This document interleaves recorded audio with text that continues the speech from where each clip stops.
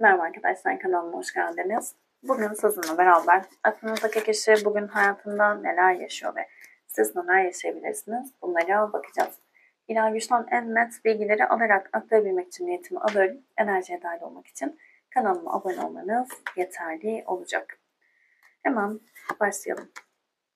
Bugünün enerjisinde aklınızdaki kişi neler yaşıyor dediğimizde yenilik ve tazelenme, kaderin müdahalesi, nazar ve yıldız düşüklüğü. Bir süredir kendini kötü hisseden enerjilerde olabilir, melankolik enerjilerde olabilir, üzerinde ağır yükler, ağır enerjiler olduğunu düşünen bir yapısı olabilir aklınızdaki kişinin. Ve yaşadığı birçok şeyi de kadere bağladığı bir süreçten geçiyor olabilir. İyi ya da kötü yaşadığı her şey, özellikle burada biraz sanki ağır enerjiler var. Bunların her ne olursa olsun kadersel olduğunu kabul eden ve bu şekilde kabule geçmiş olan bir aklınızdaki kişi var. Yeni başlangıçlar yapması gerektiğinin çok net farkında. Bu enerjilerin dağılıp, bu enerjileri dağıtıp güzel enerjilere geçmesi gerektiğinin çok net farkında olan bir aklınızdaki kişi var. Bağlı, aksiyon ve korkmak kartı geldi. Bazı konularda bağımlılıkları olabilir aklınızdaki kişinin ve bu bağımlılıklardan dolayı da açıkçası yeniliğe kendini açamadığı bir süreçten geçiyor olabilir. Hiçlik, belirsizlik, olaylara tepki verememek. Yeni başlangıçlar yapmak istiyor, adımlar atmak istiyor ama öyle bir enerjide ki özellikle bağlılık duyduğu, bağımlılık duyduğu kişi ya da durumlara karşı harekete geçemeyen bir enerjinin içerisinde kendini boşlukta hissediyor. Yani yenilenmek gerektiğini, tazelenmek gerektiğini, yeni başlangıçları kapı açması gerektiğinin çok net farkında. Ama bunu yapabilecek güce sahip olduğunu düşünmüyor aklınızdaki kişi. Şimdi burada evet eyleme geçmeyi çok net istiyor. Şanslı zamanlamaların gelmek üzere olduğunun da farkında. Kadersel olarak beklediği bir süreçte yani evet bunları yaşadım ama biliyorum işte şansım şu noktadan sonra dönecek denir ya. Böyle bir beklentisi var aslında. Eyleme geçecek, geçmek istiyor, harekete geçmek istiyor, yeni başlangıçlara kendini açmak istiyor, kendini yenilemek istiyor aslında. Ama bu noktada birazcık böyle kadersel bir zamanlama olduğunu ve bunu beklemesi gerektiğini düşünüyor diyebiliriz. Özellikle ağır bir enerjisi var. Nazar ve yıldız düşüklüğü geldi. Bazıları nazara maruz kalmış olabilir. Negatif enerjiye maruz kalmış olabilir ve bu durumlar onda ciddi bir korku yaratıyor olabilir. Bu açılımda biraz nefes alma sorunu yaşıyorum. Bu hoşuma gitmedi. Yani evet bazen hızlı konuşuyorum ama bu hızlı konuşmayla alakalı değil. Şimdi bu noktada ciddi bir korku yaratılmış olabilir hayatında. Bu korkma da onun harekete geçmesine, eyleme geçmesine ve gerçekten işte o istediği o yeniliği, tazelenmeyi gerçekleştirmesine ciddi bir engel oluyor olabilir. Bazıları birazcık böyle negatif enerjilere maruz kalmış olabilir. Çünkü burada harekete geçmek isteyen, eyleme geçmek isteyen ama bunu yapabilecek güçte, gerçekten ama güçte olmayan biri var. Yani bazen mesela açılımlarda şunu söylüyorum. İşte yeniliklere kendini açamıyor, yenilikler yapamıyor diye ama buradaki enerji birazcık daha farklı geldi. Şimdi kolektif bir açılım olduğu için hepinize uymayacaktır ama birçoğu için aklınızdaki kişilerin burada evet gerçekten harekete geçmek isteyen biri olmasına rağmen farklı enerjilerden dolayı harekete de geçemiyor olabilir. Bunu fazlasıyla hissettirdi. Ayrıntılı bakalım bugün enerjisinde neler yaşayabilir dediğimizde değnek üçlüsü geldi. Şimdi değnek üçlüsü evet bize hayalini kurduğumuz o mutlu gelecekle ilgili atılan adımların doğrultusunda bekleme enerjisine geçmekten bahseder. Artık yapılan emeklerin karşılığını almaya başlamıştır kişi. Ancak burada farklı bir durum olarak da beklemenin olduğu yani hareketsizliğin de anlatımı vardır bizim için. Bazı durumlarda harekete geçememek, eyleme geçememek sadece beklemek. Kupa dokuzlusunun farklı bir anlamı gibi. Kupa dokuzlusu da evet dilek kartıdır ama bu noktada da kupa dokuzlusunda da bekleme enerjisi vardır. Burada birazcık böyle bir durum var. Şimdi ciddi şekilde bir özlem enerjisi var. Bir kart daha alayım buraya daha da netleştirelim. çabalaması gerektiğinin de farkında olan bir aklınızdaki kişi var. Yeni başlangıçla ilgili. Evet. Yeni başlangıçlarla ilgili adım atması gerektiğinin farkında olan, hem de o korkuları, negatif her şeyi geride bırakarak adımlar atması gerektiğinin farkında olan bir enerjide çok güzel geldi ama Güneş kartı şifa kartıdır. Hangi kartın yanına gelirse gelsin o alanı şifalandırır. Evet, burada bazı şeylere maruz kalmış olabilir ama kadersel olarak da artık o enerjilerin dağılmaya başladığı, şifanın ortaya çıkmaya başladığı bir süreçte olacak. Bu da en çok, bunun sebebi de en çok aslında kupa kraliçesi ya da kupa kralı olarak da alabilirsiniz kendi durumunuza göre. Şimdi burada öyle bir şey vardır ki gerçekten sevgiyi bilen, sevgiyi hissettiren bir kişiden bahsederiz. Sevgiyi aktarıp sevgi dolu, harika, sihirli bir süreçten bahseder.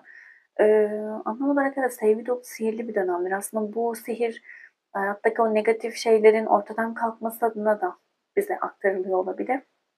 Bu noktada artık yavaş yavaş o sürece doğru yaklaştığını düşünen bir aklınızdaki kişi var diyebilirim. Bazıları şöyle söylüyor olabilir mesela. Ya sen benim hayatıma geldikten sonra ben şifalandım. İşte çok iyi geldin bana gibi. Böyle bazı cümlelerle de kendini gösteriyor olabilir. Çünkü çok ciddi bir özlem ve çabalama isteği oluşturuyor karşıdaki kişinin sevgisi. Neden bu durumun içerisinde neden bunları yaşıyor dediğimizde kupa şövalyesi, dostluk ve ölüm. Yakın geçmişte gerçekten böyle arkadaş dost gibi görünen bazı kişilerle ilgili bazı bitişler yaşanmış olabilir. Kupa şövalyesi bizim için beyaz atlı prenstir aslında. Burada güzel adımlar, eylemler yapılmak istenirken, güzel süreçler yaşanmak istenirken ani bitişler yaşanmış olabilir ve bu bitişlere sebebiyet veren kişiler daha çok işte dost gibi görünen kişiler olmuş olabilir, aileler olmuş olabilir, üçüncü bir durum olabilir. Ama daha çok böyle üçüncü durumdan kastım partner gibi değil de işte arkadaşlar olabilir, aileler olabilir, dostlar olabilir. Bu kişilerin yaratmış olduğu bazı sorunlardan dolayı bitişler yaşanmış olabilir. Burada şey de geldi aklıma. Dostluk dedik ya, dost gibi görünen ama mutluluğun olmasını istemeyen kişiler de olabilir. Ya bazen mesela yani her dönem her zaman olabiliyor ama işte aileler çok fazla benim enerjisine geçiyor ya. Benim oğlum ben karar veririm, benim kızım ben karar veririm. Sahibi zannetme durumu var ya. E, Belki de bu hayattaki en kötü yani kötü kelimesini çok kullanmayı sevmiyorum ama bu daha çok güzel oturacak bir kelime. Ee, Sadece doğurmuş olmanız ya da bakmış olmanız, annesi babası olmuş olmanız hiçbir şeyin hiçbir şekilde sahip olduğunuz anlamına gelmiyor. Özellikle ben bunu anne ve babalara hiç yakıştırmıyorum. Bir anne olarak söylüyorum bunu.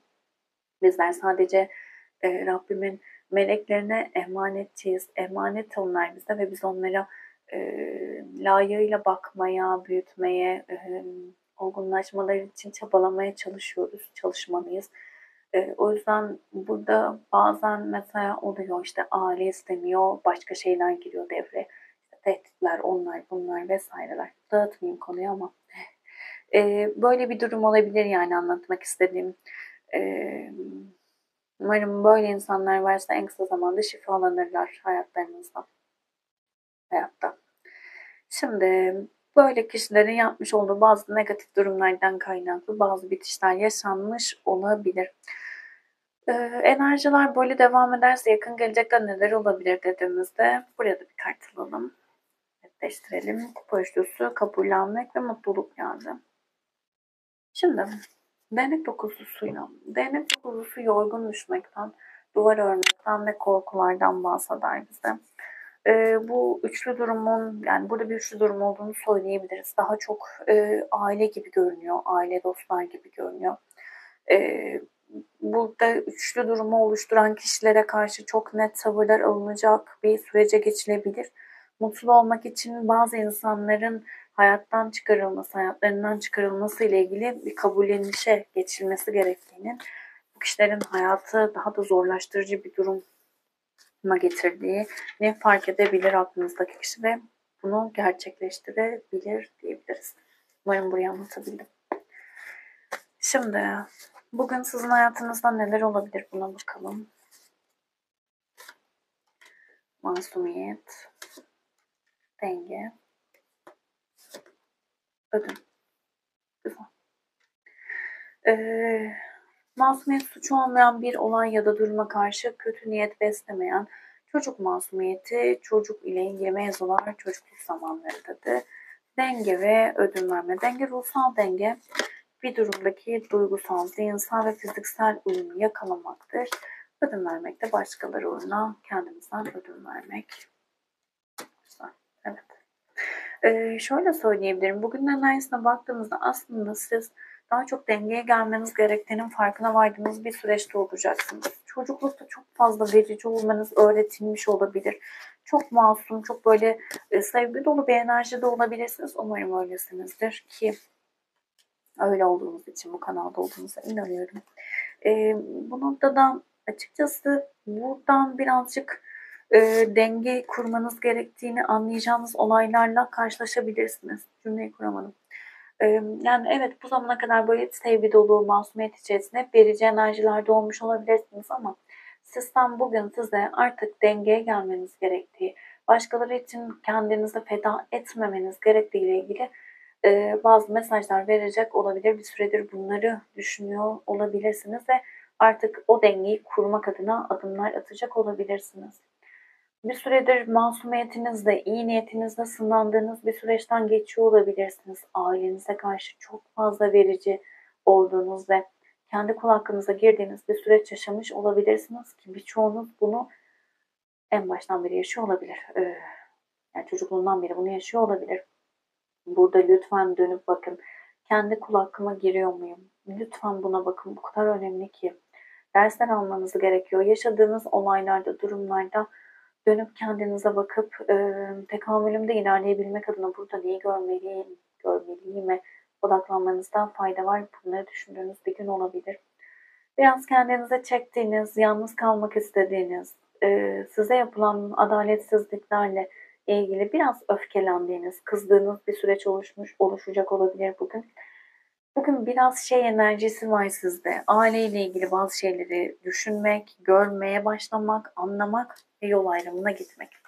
İlla küsmek, görüşmek gibi değil.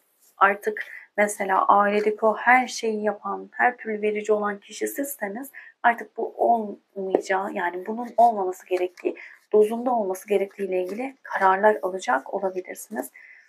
Ki kendi kul hakkınıza giriyorsanız bu çok çok önemli. Bunu asla unutmayın derim. Şimdi 1, 2 ve 3 olarak kart seçin lütfen. Bugün en çok nelere dikkat etmeniz gerektiğine dair mesajlar alalım. Bir tane de olumlama kartımızı alalım. için.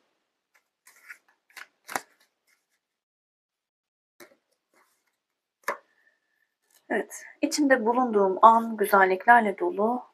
Bugünün güzel yönlerini deneyimlemeyi seçiyorum diyebilirsiniz. Bir seçen arkadaşlarım, benlik ve kupa sakızlısı. Evet, artık bugün birçoğunuz bazı konularda net kararlar almak zorunda hissedeceğiniz bir süreçte olabilirsiniz.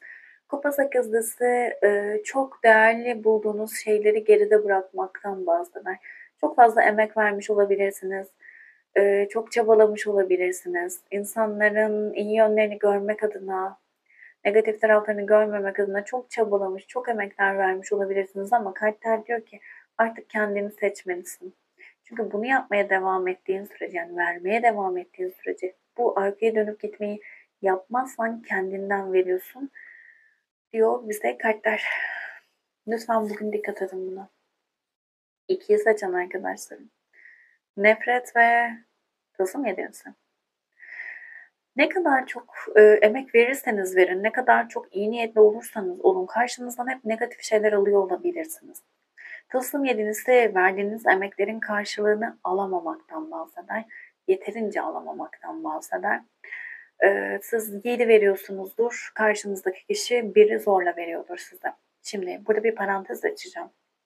Böyle bir durumda mesela aileye karşı çok verici birisiniz. Ailenizin her şeyine koşuyorsunuz. Ya da arkadaş, yani bunu kendi durumunuza göre uyumlayabilirsiniz, fark etmiyor. Yani bir genel bir okuma olarak yapacağız bunu. Şimdi burada çok vericisiniz. Her şeyi yapıyorsunuz. Kendinizden ödün veriyorsunuz. Ama sizin bir şeye ihtiyacınız olduğunda insanlar yanınızda olmuyor. Sürekli bu tarz durumları yaşıyor olabilirsiniz. Burada görmeniz gereken ne? Burada görmeniz gereken ya da siz ne kadar böyle şefkatle iyi davranıyor olursanız onun karşınızdaki insanlar hep öfkeyle, nefretle ya da hep böyle kuyunuzu kazacak şeyler yapıyorsa sizden size aslında diyor ki bak sen dengeyi bozuyorsun. Sen senden yardım istemeyenlere yardım yaparsan, senden bir şey istenmediği halde vermeye devam edersen, sen alma verme dengesini sağlayamazsan, sen kendi kul hakkına girirsen, sen başkalarına yardım ettiğini düşünürken, onların sınavlarını kolaylaştırdığını düşünürken daha da zorlaştırdığının farkında olmayabilirsin. Bunları yapmaya devam edersen karşılığında da bunları almaya devam edeceksin diyor. Bazen yardım ettiğimizi düşünürüz ama bilmiyoruzdur ki herkes kendi sınavını veriyor bu hayatta ve sizin o kolaylaştırdığınız şey onun o sınavı geçmesine engel olabilir. Yüzleşmesi gereken, görmesi gereken tarafları görmesine engel olur yaptığınız şey. Ve bu ne demektir? Bir sınavı veremezseniz, bir sınavı geçemezseniz bir sonraki sınav daha zorludur. Okul gibi düşünün. Konular artar, işte durumlar artar ya da geçebilmek adına daha çok çaba ya da daha çok strese girirsiniz zaten. Daha da zorlayıcı bir süreç oluşturur. Yani kolaylıkla geçebileceği bir sınavı siz yardım ettiğinizi düşünerek o kişilerin hayatlarını çok daha ciddi şekilde zorlaştırdığınız olaylar yaratıyor olabilirsiniz. Lütfen bu noktaya dikkat edin.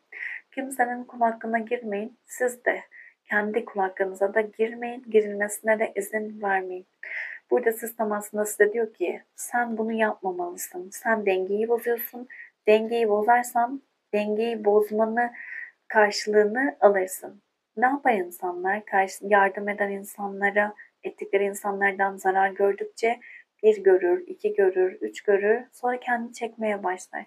Sonra der ki her insan kötü. Kimseye yardım edilmez. Ben hep yardım ettim, hep arkamdan vuruldum. Aslında bu arada görmeniz gereken o değildir. Evet, bunu görerek biraz toparlamaya, dengeye gelmeye çalışır kişi ama tam okuması o değildir. Asıl okuması ben dengeyi bozduğum için, benim bu dengeyi bozduğumu bana göstermek adına böyle davrandılardır. Dedim ve çok konuştum. Üçü seçin arkadaşlarım. Yozma kartı ve kupa dokuzusu geldi. Buraya bir kart daha alacağım. Dostluk. Evet. Bazı konularda ayrımları çok net yapamıyor olabilirsiniz. Dostluk kartı geldiği için. Karşınızdaki insanlar çok böyle çıkarcı bir bakış açısıyla size yaklaşıyor olabilir. Dost seçimiyle ilgili beklentileriniz, hayallerinizle buna odaklanabilirsiniz. Yani dost dediğim ne? Bana ne yaparsa ben onun dost olduğunu düşünüyorum. Yani dostluktan almanız gereken, almak istediğiniz duygu ne? Buna odaklanmanızda fayda olabilir. Kupa dokuzusu hayaller, dileklerdir. Bugün dilek enerjisi de böyle sizin için daha da böyle artacak da olabilir. Özellikle şunu söyleyebilirim. Yakınınızda, çevrenizdeki insanlardan zarar görüyorsanız onların şifalanması adına güzel niyetlerde, dileklerde bulunabilirsiniz. Kolektif bir açılım. Hepsiyle uyumlanamayabilirsiniz. İçerisinden mesajlar almaya odaklanın lütfen. Video beğendiyseniz beğen tuşuna basabilir. Abone değilseniz abone olabilirsiniz. Teşekkür ederim vakit ayırdığınız için. Başka videolarda görüşmek üzere. Hoşçakalın.